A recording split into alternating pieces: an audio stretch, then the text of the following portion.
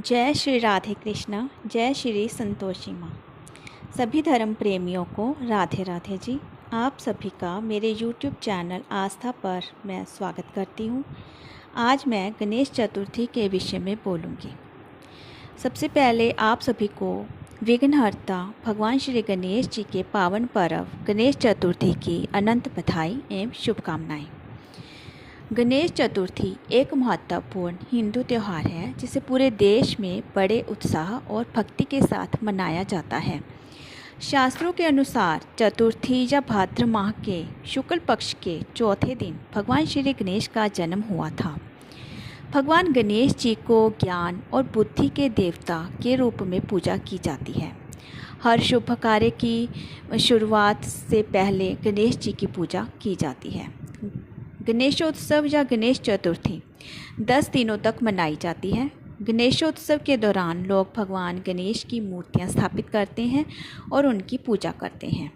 गणेश चतुर्थी उत्सव के 10वें और अंतिम दिन किसी पवित्र जलधारा में गणपति जी की मूर्तियों का विसर्जन किया जाता है।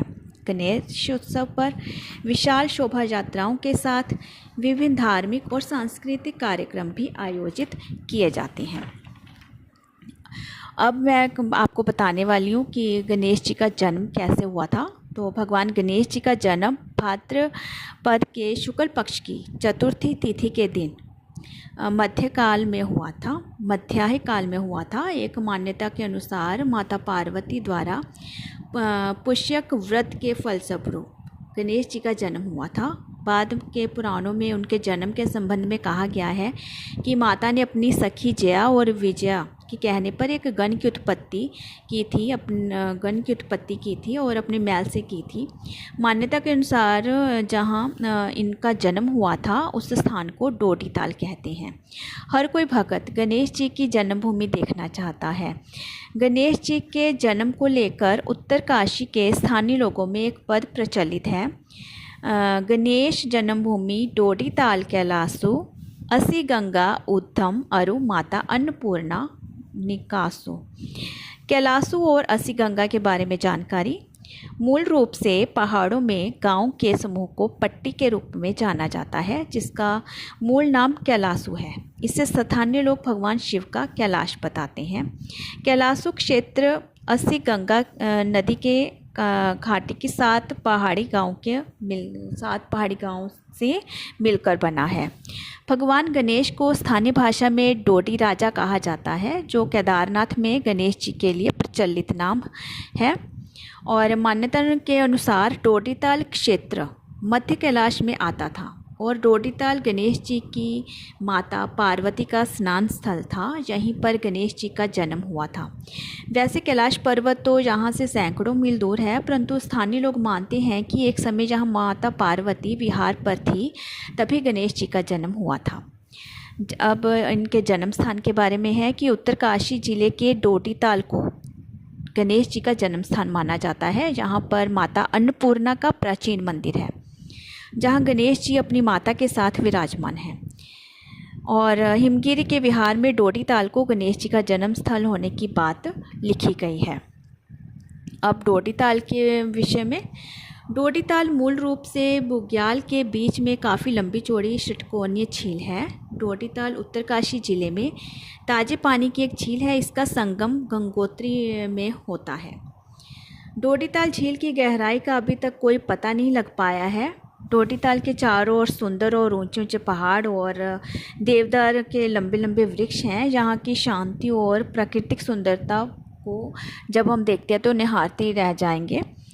डोडीताल कैसे पहुँचे? तो डोडीताल पहुँचने के लिए कई साधन है, जैसे कि वायु मार्ग द्वारा भी है, रेल मार्ग, सड़क मार्ग द्वारा भी जा सकते हैं।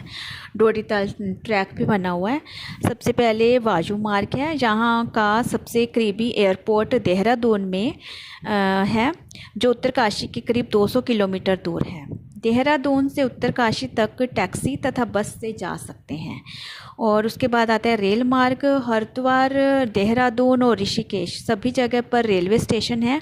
उत्तरकाशी से 165 किलोमीटर दूर निकटतम रेलवे स्टेशन ऋषिकेश है।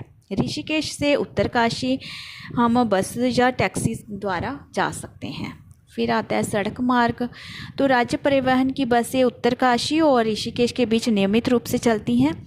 ऋषिकेश से बस द्वारा उत्तरकाशी जाकर आप उत्तरकाशी से 19 किलोमीटर दूर संगम चट्टी तक जीप से जा सकते हैं, जहां से 22 या 24 किलोमीटर ट्रैक से डोडीताल यात्रा की शुरुआत होती है।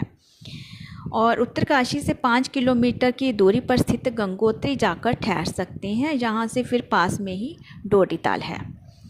उसके बाद आता है कि डोडीताल ट्रैक। डोडीताल में करीब 6 किलोमीटर का बहुत ही खूबसूरत और शानदार ट्रैक है, जिसे पैदल पार करना होता है। डोडीताल से आगे करीब 4 किलोमीटर दूर दवा टाप है। इस संपूर्ण रास्ते में जो संपूर्ण रास्ते हैं वो बर्फ़ से ढके हुए हैं और ऊंचे ऊंचे पहाड़ हैं, सुंदर देवदार वृक्ष और छोटे छोटे साफ स्वच्छ झरने हैं, झीलें हैं, प्राकृतिक नज़ारे देखने को मिलते हैं।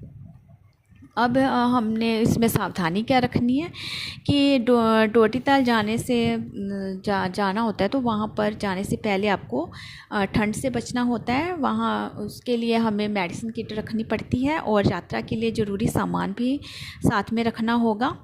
यहाँ पहुँचने के लिए शारीरिक रूप से सक्षम होना बहुत ज़रूरी है। और यहाँ पर अप्रैल से जून महीने और फिर सितंबर से नवंबर के बीच जाना होता है, जाना ही बेस्ट है। उसके बाद मैंने ये देखिए आप सभी को जानकारी दे दिया गणेश चतुर्थी के विषय में कि इनका जन्म कैसे हुआ था और डोडीताल में हम कैसे पहुंच सकते हैं। उसके बाद मेरी ये जानकारी मैं यहीं पर विराम कर रही हूँ और उसके बाद मैं भगवान गणेश जी से प्रार्थना करती हूँ कि भगवान श्री गणेश आपके जीवन में सभी तरह की नकारात्मकता और बाधाओं को दूर करें। गणेश जी आपके जीवन में सभी तरह के सुख और समृद्धि लाएं। गणेश चतुर्थी की हार्दिक शुभकामनाएं। जय श्री राम।